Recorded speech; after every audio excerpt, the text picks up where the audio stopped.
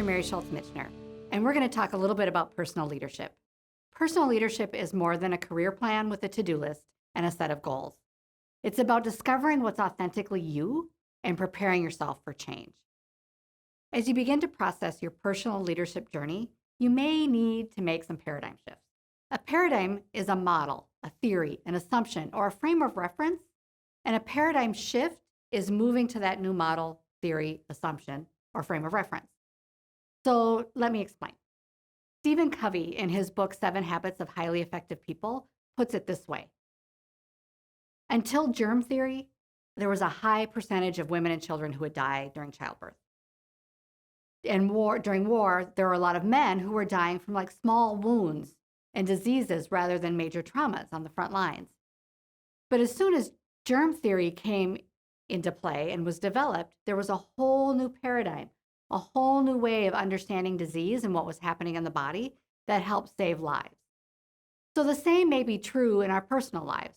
Sometimes we need to shift our thinking around what's possible, see different ways of experiencing an event, and allow for different frames of reference. This can happen just by staying open to the possibilities as you're confronted with new ideas. Personal leadership also involves personal relationships, including your relationship with yourself. You are making a commitment to grow into the person you are called to become. It's that vision of yourself that propels you forward to face what's unknown. As you take steps towards the authentic you, there will be conflict. Friends, family, coworkers may not fully understand the changes they are seeing, and conflict can arise. Be ready to communicate and really over-communicate why you're making these changes. And let's be honest, that conflict may also be internal. Sometimes we need to tell ourselves over and over and over why we're embarking on this change. No journey is without obstacles. Sometimes extra perseverance will be needed to get to the goal line. Unexpected financial needs, family stresses, work challenges always seem to coincide with personal growth endeavors. And then there's cognitive dissonance.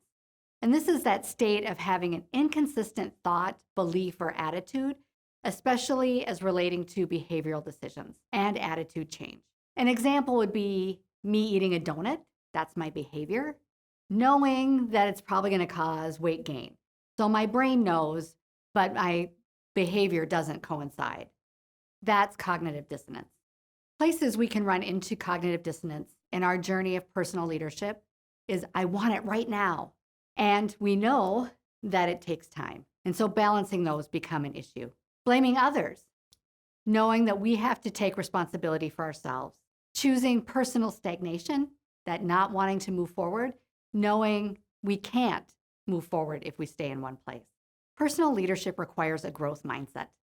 It's easy to feel like life is what it is and it will never change and that we as people can't change. That's a fixed mindset. Challenging ourselves to have a growth mindset, a mindset that says we can change and grow, evolve as humans within our circumstances, helps us to continue through those difficult times.